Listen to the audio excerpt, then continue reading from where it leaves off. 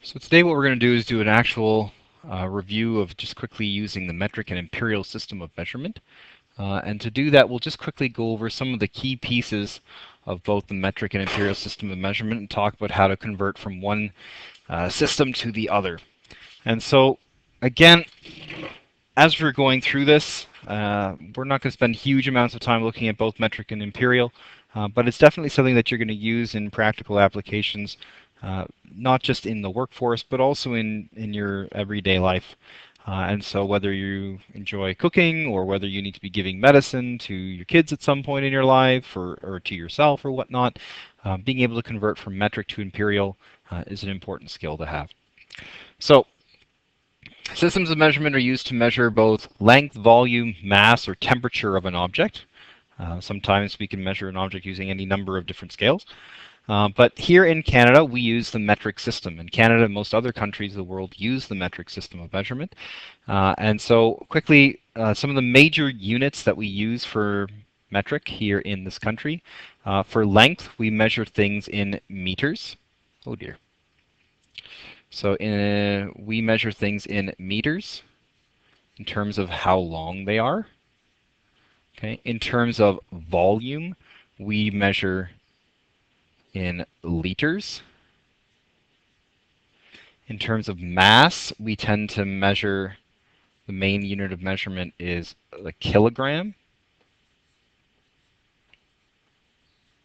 Okay, and temperature we measure in degrees Celsius. Okay, so what we have here is a common conversion chart that we would use to flip within the metric system, both for length, volume, and mass. And one thing that's important to note is that if we're going to be converting from the smaller unit to the bigger unit, the smaller unit's always on the left-hand side of the equal sign, and the larger unit's on the right-hand side in our chart here. If we're going to be converting from the smaller unit to the bigger unit, we actually divide by the smaller unit to get the bigger unit. So if I want to go from millimeters to centimeters, I divide the number of millimeters by 10. If I want to go from centimeters to meters, I divide the number of centimeters that I have by 100. So here I would be dividing by 100. And if I want to go from meters to kilometers, I would divide my number of meters by 1,000. Okay. If I wanted to go the other way, then what I would need to do is actually multiply. So if I want to go from 1 centimeter to millimeters, then I have to multiply by 10. And if I want to go from 1 meter to centimeters, then I have to multiply by 100. And finally, if I want to go from 1 kilometer into meters, then I have to multiply that by 1,000. Excuse me. Similarly, if I wanted to do volume, to go from liters into milliliters, I would have to divide by 1,000. And if I wanted to go from milliliters to liters, I would have to multiply by 1,000. And the same is true of mass. So when you're moving from grams to kilograms, you divide by 1,000. And when you're moving from kilograms into grams, you multiply by 1,000. Okay? So let's take a look at one example that we have here. It says if a wall is measured to be 450 centimeters long, what is the measurement in meters? So we know that we have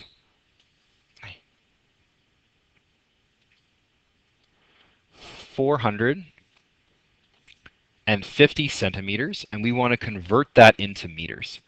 So if I look up here, I know that 100 centimeters is equal to 1 meter. And if I want to convert from centimeters into meters, then what I need to do is actually divide the number of centimeters I have by my conversion rate, which is 100. So I'm going to actually take my 450 centimeters. I'm going to divide that by 100. That's going to leave me with 4.5 meters. Okay. So if I look at my next example, let's say that I have a container that has a volume of 2.6 liters. Okay, so 2.6 liters, and I want to convert from liters into milliliters. Well, if I want to convert from liters into milliliters based on my previous chart, what I need to do is actually multiply by 1,000. So I'm going to take 2.6 milliliters times the conversion rate of 1,000, okay, because there's 1,000 milliliters in each liter. That's going to leave me with 2,600 milliliters. Okay, so you just always have to be aware of what your conversion rate is. And if you want to go from the bigger unit to the smaller unit, then you multiply by the conversion rate. And if you want to go from the smaller unit to the bigger unit, then you divide by the conversion rate. So to finish off this section here, let's consider the following examples of an object that could be measured.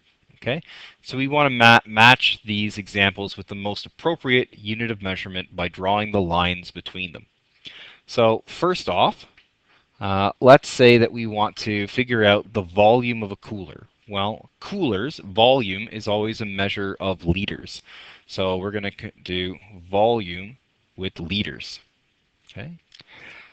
The next one that we'll take a look at is the mass of an average person. Mass is usually a measurement of kilograms. So we're going to go to kilograms. Next, we'll look at the temperature inside a room. And temperature is always given to us in either in degrees Celsius. So that's going to come up here. The thickness of a magazine. A magazine is not particularly thick, and so you're probably going to use a relatively smaller unit of measurement. And so for the thickness of a magazine, we'll actually do that in millimeters. Next, we'll look at the height of an average person. Height of an average person is usually measured in centimeters.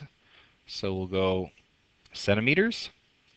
And then finally, we'll look at the distance around of a running track. And so we'll measure that in meters. Okay. So that's just a quick warm-up and review of the metric system and how to convert within the metric system itself.